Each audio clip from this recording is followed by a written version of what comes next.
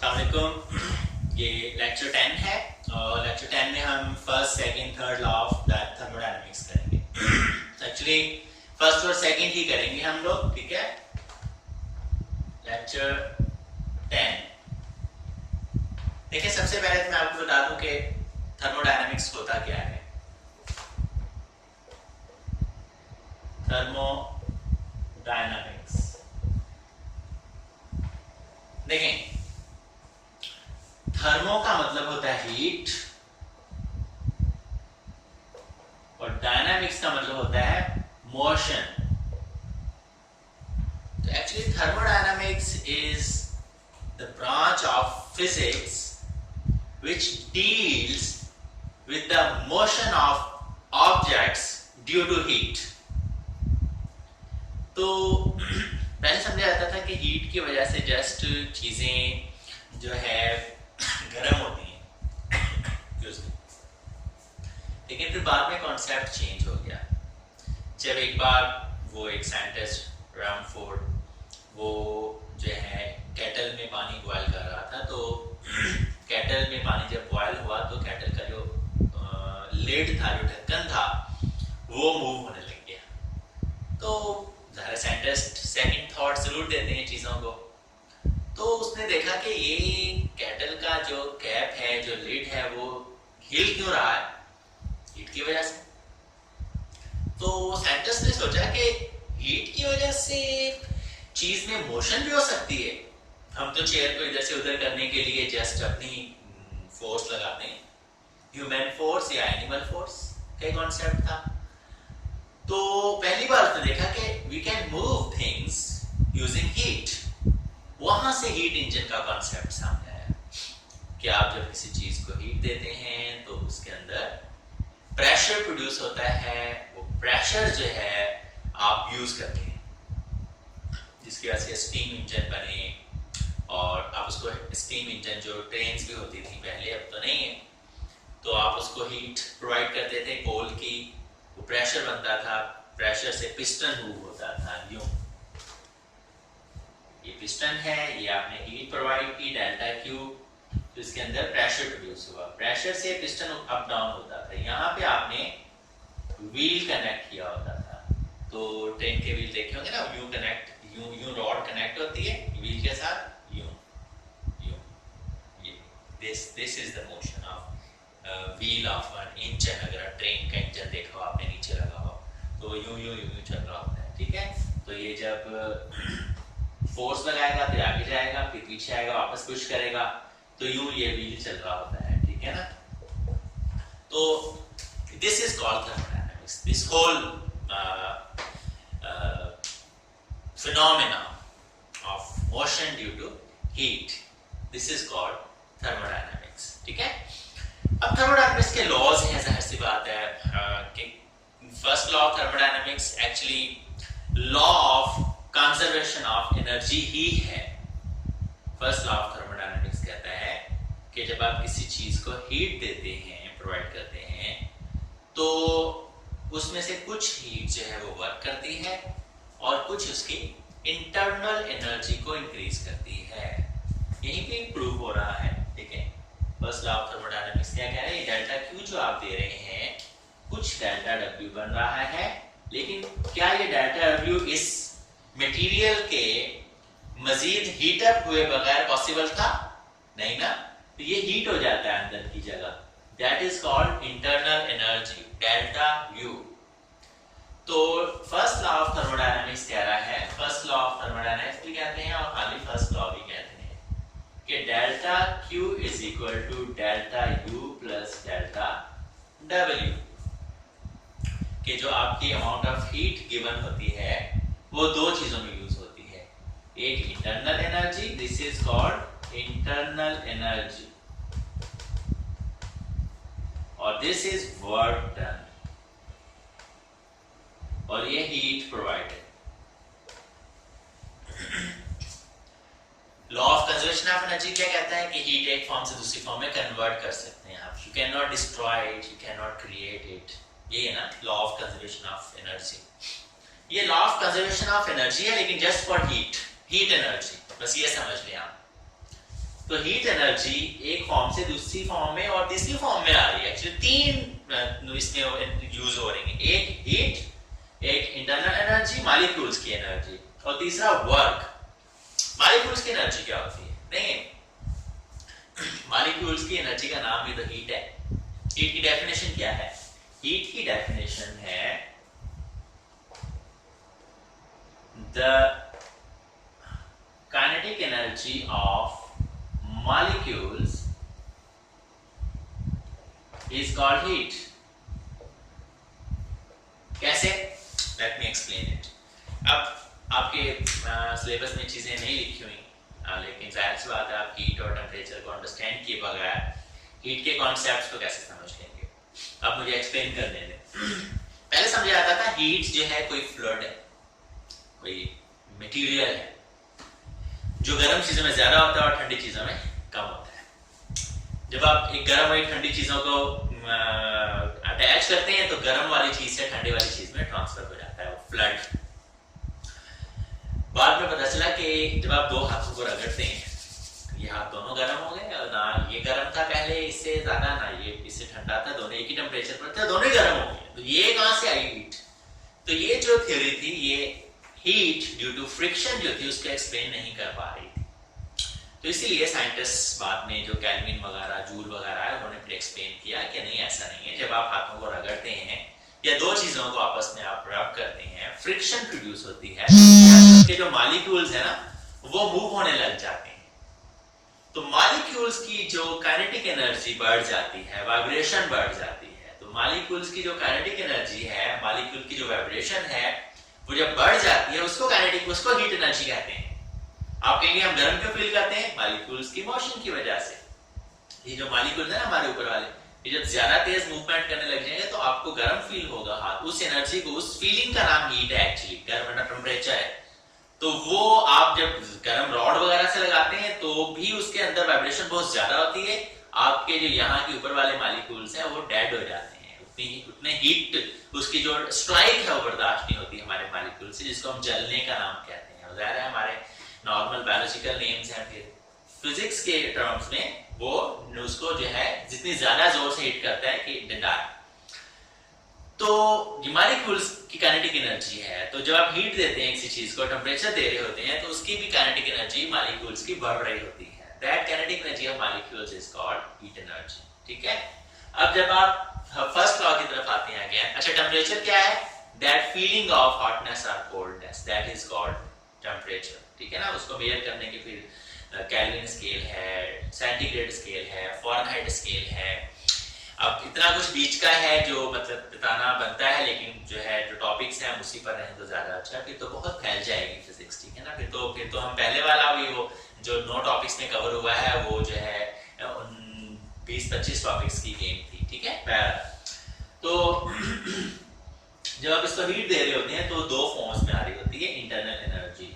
Internal energy क्यों होगी? इसकी वाइब्रेशंस होगी। इस वजह से मैंने सारी एक्सप्लेनेशन दी आपको कि जब आप इसको हीट दे रहे होते हैं तो इसके जो मॉलिक्यूल्स हैं वो ज्यादा तेजी से वाइब्रेट करने लग जाते हैं, तेज इधर उधर होने लग जाते हैं। जब तेजी से वाइब्रेशन होने लग जाती है तो वॉल से, पिस्टन से हिट करते हैं, जोर जोर से हिट करते हैं। जब वो जोर से हिट करते हैं तो क्या होता है? प्रेशर प्रोड्यूस होता है, force per unit area produce हो रही होती है, दैट इज प्रेशर। जो प्रेशर प्रोड्यूस होता है तो पिस्टन मूव होता है, तो यहाँ पे बाहर मैकेनिकल वर्क हो रहा होता है। तो ये जो है ये this equation is first law of thermodynamics. अभी जो हमने फर्स्ट लॉ ऑफ थर्मोडायनामिक्स किया है, इसके 4 डिफरेंट जो है केसेस हैं, जिसको 4 डिफरेंट प्रोसेसेस भी कहा जाता है। ठीक है, let me get the duster.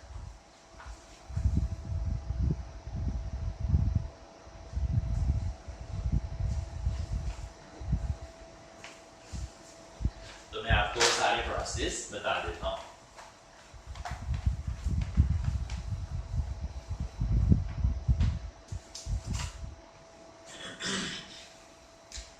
Delta Q is equal to delta U plus delta W।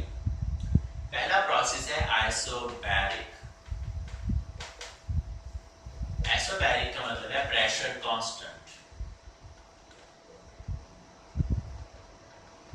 ये पिस्टन है,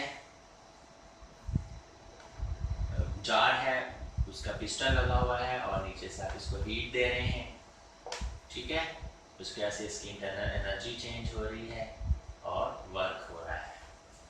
अच्छा, यहाँ पे एक छोटी सी बात बता चलूं, प्रेशर कांस्टेंट का मतलब क्या आता है? पिस्टन फिक्स है या मूवेबल है? नो, फिक्स नहीं है, मूवेबल है। This is important really. अगर पिस्टन फिक्स हो तो उसका मतलब प्रेशर कांस्टेंट नहीं है, इसका मतलब वॉल्यूम कांस्टेंट। प्रेशर कांस्टेंट का मतलब है कि आपने इसके ऊपर जितना वेट रख दिया वो रख दिया, अब आप उसके ऊपर वेट चेंज नहीं कर रहे। 1 किलो का पत्थर रख दिया, अब 1 किलो का ही प्रेशर ऊपर से रहेगा। आप ऊपर 2 किलो का प्रेशर 3 किलो का नहीं देंगे, ज्यादा नहीं जोर लगाते चले जाएंगे, वो तो फिर आप वॉल्यूम कांस्टेंट रख रहे हैं इसका। अगर आप बंद रख रहे हैं बीकर को, जैसे प्रेशर कुकर होता है तो वॉल्यूम कांस्टेंट होता है, प्रेशर कांस्टेंट और प्रेशर तो अंदर बढ़ रहा होता है कंटिन्यूसली, जैसे जैसे हीट दे रहे हैं आप। यहाँ पे प्रेशर कांस्टेंट रहेगा भाई, जब जैसे थोड़ा सा हीट हुई अंदर, वो पिस्टन ऊपर चला गया, फिर थोड़ा सा गर्म हुआ, फिर पिस्टन ऊपर चला गया, प्रेशर कांस्टेंट है अंदर, प्रेशर नहीं बढ़ रहा। So this is called isobaric process. So in constant pressure वाला जो केस है, the piston is movable. This is very important. That is isobaric process. ठीक है? तो जो आपका डेल्टा W है, वर्क हो रहा होता है, वो डेल्टा W, इसकी एक फॉर्म है P डेल्टा V। ये डेरिवेशन है, मैं इस डिटेल में नहीं जा रहा। P delta V is work done. तो आपका जो आइसोबैरिक प्रोसेस है, that is delta Q is equal to delta U plus delta W। तो डेल्टा W है, ये क्या बन जाता है? ये बन जाता है P डेल्टा V। इसका प्रेशर जो है अंदर का वो, और जाहिर है ये मूव होके V1 से V2 तक चला गया होगा, वॉल्यूम इसका चेंज हो गया होगा। ऐसी बात है, पहले वॉल्यूम V1 था, V2 हो गया, डेल्टा V चेंज आया है। तो that delta V is the pressure change and P is the pressure. Pressure को वॉल्यूम चेंज से मल्टीप्लाई करेंगे तो आपके पास वर्क आ जाएगा, ठीक है। So this is the form of first law of thermodynamics in isobaric process, ठीक है। आइसोकोरिक प्रोसेस का मतलब होता है वॉल्यूम कांस्टेंट।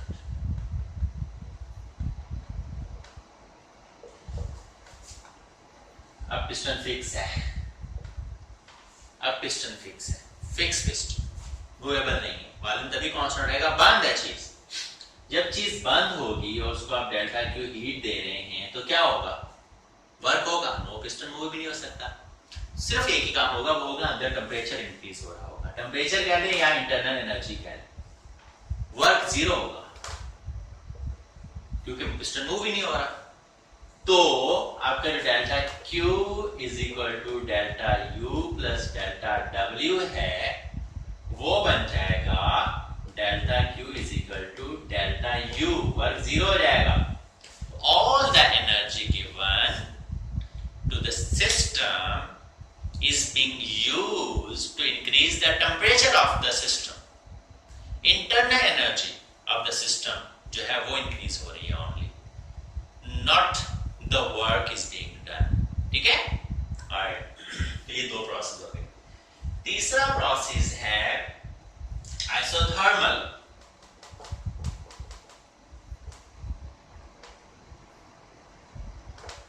आइसोथर्मल नाम से पता चल रहा है टेम्परेचर कांस्टेंट।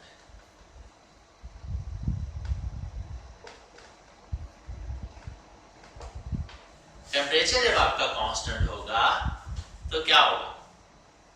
टेम्परेचर कांस्टेंट कैसे हो सकता है? अच्छा, पिस्टन मूवेबल ही है, ओके। सिर्फ इस एक केस में पिस्टन मूवेबल नहीं है, आइसोकोरिक में। इसके अलावा हर एक में पिस्टन मूवेबल होता है।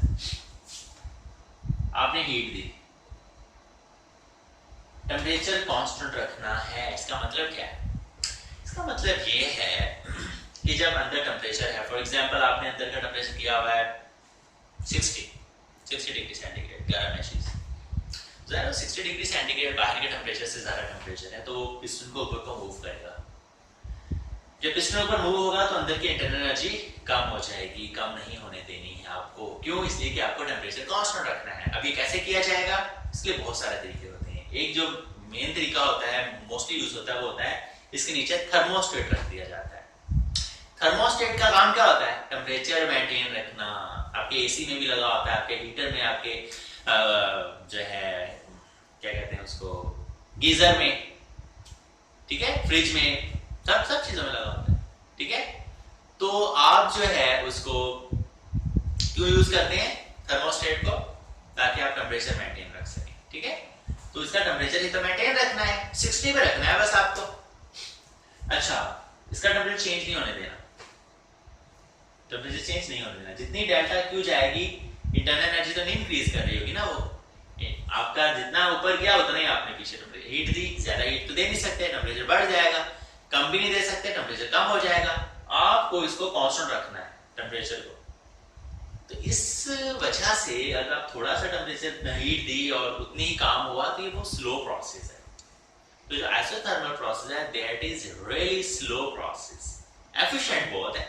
क्यों एफिशिएंट है? जितनी एनर्जी दे रहे उतने काम हो रहा है। तो delta Q is equal to delta U zero है क्योंकि चेंज हो ही नहीं रहा टेम्परेचर, तो totally is being used is equal to delta W. सारी हीट क्या कर रही है? Delta W, maximum work. तो अगर आपसे पूछा जाए कि भाई मैक्सिमम वर्क किस प्रोसेस में होता है, तो आप कहेंगे आइसोथर्मल प्रोसेस में। लेकिन क्या फायदा ऐसे प्रोसेस का? वरना तो अपनी गाड़ियां शाड़ियां सब में आइसोथर्मल प्रोसेस यूज करें, लेकिन ये बहुत स्लो प्रोसेस है। इस प्रोसेस में क्या होता है कि आपका जो काम है, टेम्परेचर जो है वो चेंज नहीं होता, उतना ही रहता है। एक बार आपने टेम्परेचर मेंटेन कर दिया, 200 डिग्री कर दिया, आप 200 से ऊपर आएगा नीचे आएगा, जितनी हीट देंगे वो काम कर रही होगी। लेकिन प्रोसेस इतना स्लो है कि ये तेज पिस्टन चला के पॉसिबल ही नहीं। तो इसलिए this is very slow process, maximum work है लेकिन स्लो प्रोसेस है। तो डेल्टा क्यू पूरे का पूरा डेल्टा डब्ल्यू कर रहा होता है और डेल्टा यू जीरो होती है इसमें, तीसरे वाले प्रोसेस में। जी, तो चौथा प्रोसेस होता है एडियाबैटिक प्रोसेस।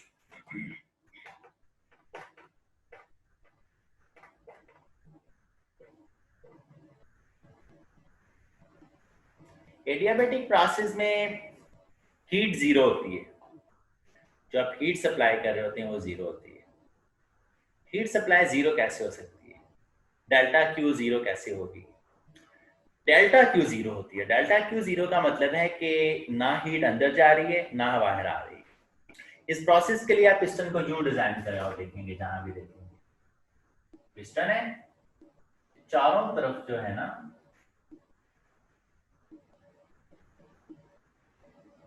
इंसुलेशन की हुई होगी। पिस्टन मूवेबल होता है बट सारी साइडें इंसुलेटेड होती हैं, सो neither heat can enter the system nor it can leave the system. So delta Q provided will be 0. तो जब इस सिस्टम को हीट ना अंदर जाएगी ना बाहर आएगी तो क्या होगा? सिस्टम के अंदर जो उसकी एनर्जी है सिर्फ वही काम करेगी। अब ज़ाहिर है आप इसको रूम टेम्परेचर पे तो चेक कर नहीं रहे हैं, आपने इसका अंदर का टेम्परेचर रखा फॉर एग्जांपल 100 डिग्री सेंटीग्रेड। अब इसका 100 डिग्री सेंटीग्रेड जो है, क्योंकि अंदर का टेम्परेचर ज़ाहिर है डिफरेंट है बाहर से, तो अंदर की इंटरनल एनर्जी भी डिफरेंट होगी बाहर से, और अंदर का प्रेशर भी डिफरेंट होगा बाहर से।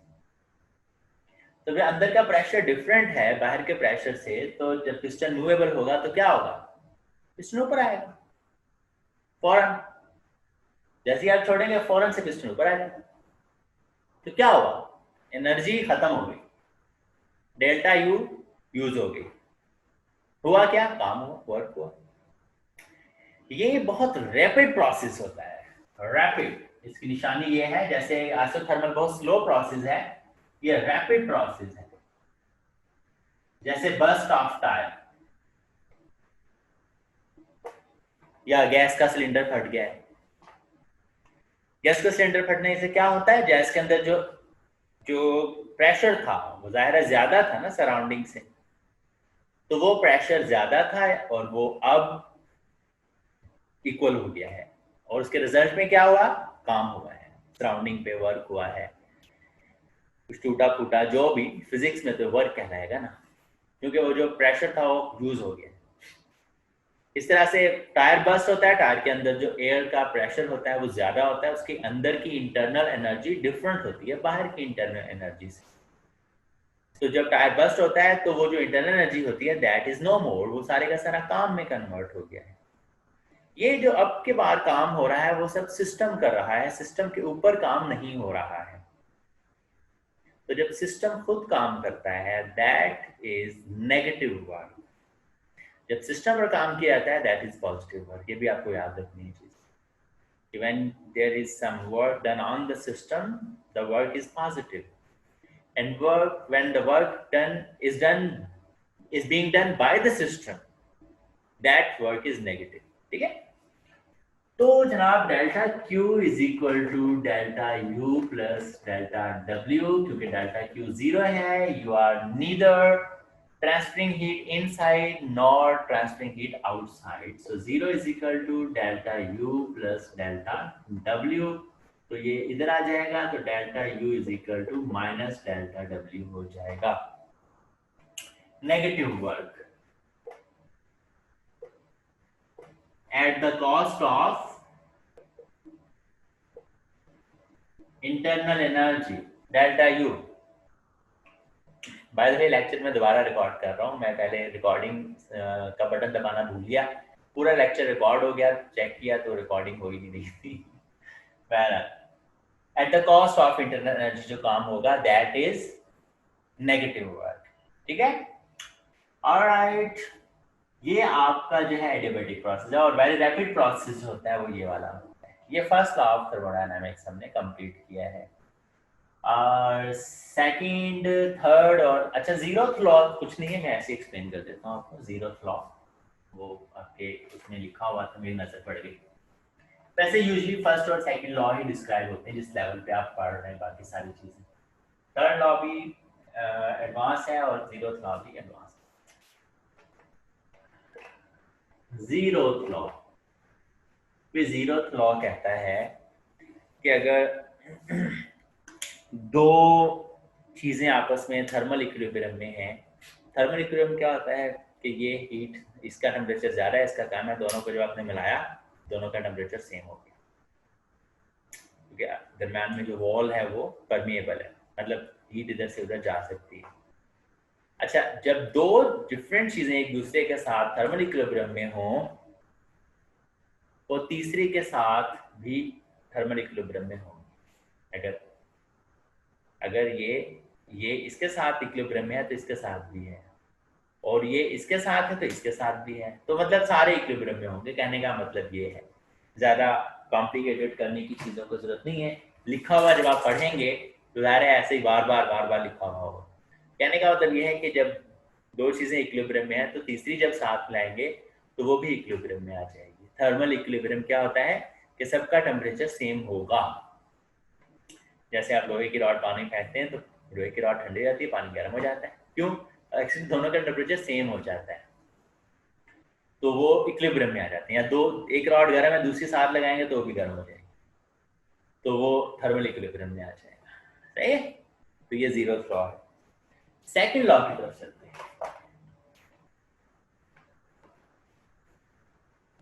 Second law of thermodynamics.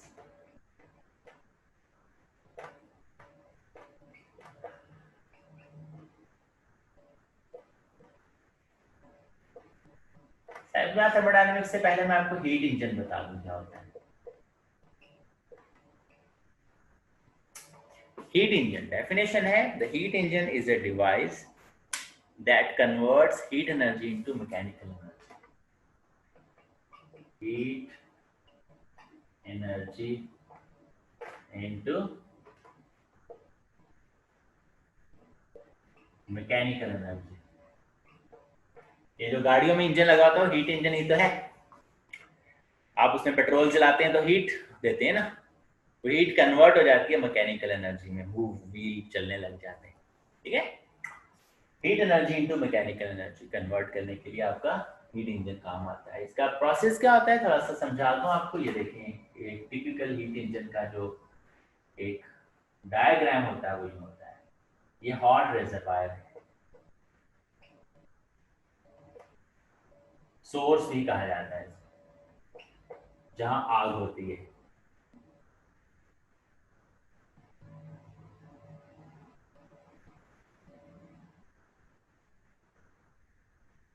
यहां से Q1 एनर्जी आती है और ये कोल्ड रेजर्वायर है, इसको सिंक कहा जाता है। Q2 एनर्जी इस तरफ आ जाती है इसके अंदर और इंजन कुछ वर्क करता है delta W, this is heat engine. गाड़ी ये थोड़ा सा खराब हो गया, Q1 एनर्जी आएगी, इंजन कुछ काम करेगा, Q2 एनर्जी जाया कर देगा। अगर ये Q2 ना हो, ये जो हॉट कोल्ड रिजर्वायर है, तो हमें बहुत आसानी हो जाए, हम सारी की सारी एनर्जी से काम ले सकें। फिर इस कोल्ड रिजर्वायर को हटा क्यों नहीं देते? अक्सर बच्चे ये पूछते हैं, सर इसको हटा देना, सारी हीट से काम हो रहा। किचन गर्म क्यों हो जाता है जब चूल्हा जलता है? चूल्हा क्यों जलाया आपने? चाय पकाने के लिए ना, चाय को गर्म करें ना, सारे घर को गर्म क्यों कर रहे हैं? आपके हाथ में नहीं है ना, ज़्यादा से ज़्यादा आप करेंगे टर्बो चला देंगे, सारी हीट बाहर चली जाएगी, ज़ाया तो हुई ना हीट। क्यों ज़ाया होने दे रहे हैं? रोके ना, नहीं रोक सकते। Conduction, convection, a lot of things are happening actually, you can't do anything about this। Heat ऊपर जाएगी, उसके अंदर चाय को गर्म करेगी, बाकी सराउंडिंग में ज़ाया भी होगी, गाड़ी गर्म हो जाती है। क्यों होती है? गर्म नहीं होने के लिए अब क्या करते हैं? पानी डालते हैं। वो पानी क्या करता है? वो हीट को यूज़ हो के पंखे से हवा से बाहर निकल रही होती है, कमरे में खड़ी कर दें गाड़ी को, कमरा गर्म हो जाएगा 10-15 मिनट में, तो बाहर खड़ी होती है, पता नहीं चलता क्यों गर्म हो रहा है। वो अंदर जो हीट चल रही है वो किस काम के लिए है? वो तो गाड़ी को चलाने के लिए, गर्म क्यों कर रही है सराउंडिंग को? तो ज़ाया हो रही है, वो सिंक है, कोल्ड रिजर्वायर है। सूरज जो गर्मी देता है वो चारों तरफ को निकल जाती है, ज़ाया भी हो जाती है, ज़ाया ही हो जाती है, कुछ यूज़ होती है, कुछ ज़ाया हो जाती है। That is cold reservoir, that is a part of life, वो है ही है, उसको आप खत्म नहीं कर सकते। ठीक है, तो जब आप हीट को यूज करेंगे उसमें से कुछ कम ले लेंगे, बाकी जाया हो जाएगी। ठीक है, कोल्ड रिजर्वायर में चली जाएगी, सिंक में चली जाएगी। ठीक है, this is a typical diagram of heat engine. ठीक है, तो जो सेकंड लॉ है उसकी दो स्टेटमेंट्स हैं, एक कैल्विन स्टेटमेंट और एक क्लासियस स्टेटमेंट। कैल्विन स्टेटमेंट क्या है? दोनों अलग अलग साइंटिस्ट थे।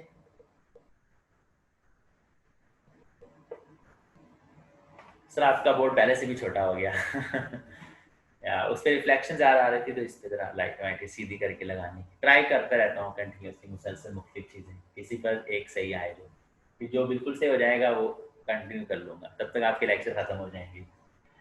ओके, कैल्विन स्टेटमेंट कहती है कि it is impossible to construct a heat engine that works continuously in cycles without expenditure of more energy. आप मजीद एनर्जी दिए बगैर कंटिन्यूसली साइकिल में एक इंजन को नहीं चला सकते। ये जो वर्क हुआ इसी को दोबारा यूज करें और दोबारा हीट में कन्वर्ट कर लेना है, कर चलता रहे, ये प्रोसेस चलता रहे, ऐसा पॉसिबल नहीं है, आपको मजीद एनर्जी देते रहना पड़ेगा। ठीक है, तो ये जो एनर्जी, जो वर्क होता है इतना नहीं होता, ज्यादा एनर्जी तो जाया हो जाती है। ठीक है, तो स्टेटमेंट कह रही है कि it is impossible to construct a heat engine that works continuously in cycles without expenditure of more energy. Clausius statement क्या कहती है? ये मैं डेफिनेशंस वगैरह इसलिए नहीं यहाँ पे लिख रहा होता कि वो फिर जाहिर है सारा टाइम तो इन्हीं चीज़ों में निकल जाएगा, लेक्चर आपका लंबा हो जाएगा। जाहिर है मैं शॉर्ट रखने की कोशिश करता हूँ जितना हो सकता है, जाहिर है 40 मिनट्स को टच भी नहीं होने देता है, मेरी कोशिश होती है। जाहिर है you get bored with these things, physics है, आई नो। क्लासियस स्टेटमेंट ये बताएं कि ये हीट हॉट से कोल्ड रिजर्वायर की तरफ आ रही है, क्या कोल्ड से हॉट की तरफ जा सकती है? पहला जवाब होता है नो, पॉसिबल ही नहीं। फिर एसी क्या कर रहा है? ये एसी रूम ठंडा किया हुआ है, अंदर की हीट बाहर जा रही है ना, ठंडा होने का मतलब तो यही है ना, फ्रिज ठंडा कर देता है, अंदर का एक टुकड़ा बाहर गर्म कर देता है। क्या कर रहा है? अंदर से ठंडक निकाल के बाहर, अंदर से गर्मी निकाल के बाहर फेंक रहे हैं ना। हालांकि अंदर इतना ठंडा है फिर भी अंदर से गर्मी निकाल लेता है, तो वो अंदर गैसेस चल रही होती हैं, उसके जो भी प्रोसेस है पूरा, आप उसको एनर्जी दे रहे होते हैं इस काम के लिए, यही तो आप उसको एनर्जी दे रहे होते हैं। अब जब आप कोल्ड से हॉट की तरफ एनर्जी लेके जा रहे हैं तो आपसे वर्क लिया नहीं जाएगा, आप वर्क देंगे। This is classic statement. It is impossible to transfer heat from cold to hot reservoir without expenditure of energy. आप अगर कोल्ड से हॉट की तरफ एनर्जी लेके जाना चाहते हैं तो आपको एनर्जी स्पेंड करनी पड़ेगी, मजीद एनर्जी चाहिए होगी आपको उसके लिए, ठीक है। ये आपकी क्लासिक स्टेटमेंट है। तो यूं ये आपका सेकंड लॉ ऑफ थर्मोडायनामिक्स हुआ है। सेकंड लॉ ऑफ थर्मोडायनामिक्स की और भी डिटेल्स हैं, लेकिन एक और डेफिनेशन भी है इसकी, वो बता देता हूँ सेकंड लॉ ऑफ थर्मोडायनामिक्स की। एक कॉन्सेप्ट और बताना पड़ेगा मुझे, entropy.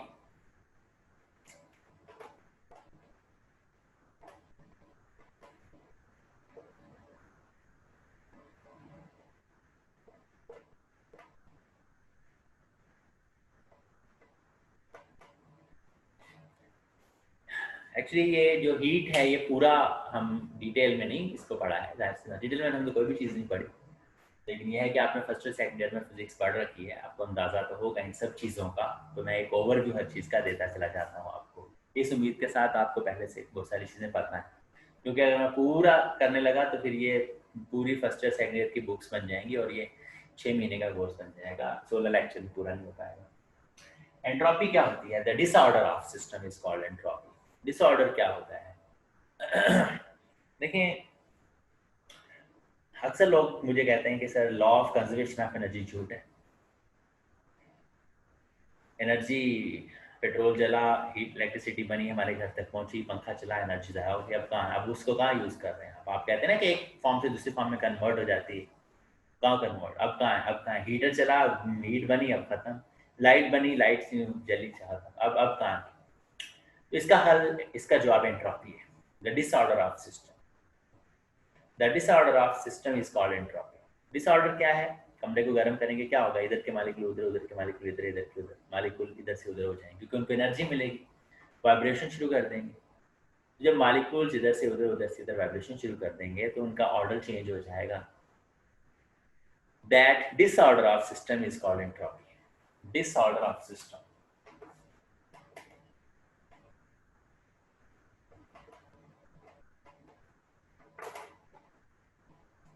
Delta Q upon T. Heat दे रहे हैं आप, टेम्परेचर कांस्टेंट है, टेम्परेचर चेंज नहीं हो रहा, तो फिर हो क्या रहा है, फिर मालिक्यूल इधर के उधर जा रहे हैं, ठीक है ना। सूरज सारा दिन हीट बरसा रहा है, जमीन गर्म क्यों नहीं हो जाती है, फिर उधर ही आ जाती है। क्या होता है कि मालिक्यूल अपनी जगह चेंज कर लेते हैं, तो वो डिसऑर्डर आ जाता है, एनर्जी जो स्पेंड होती है, ऑर्डर, और डिसऑर्डर हमेशा बढ़ता है।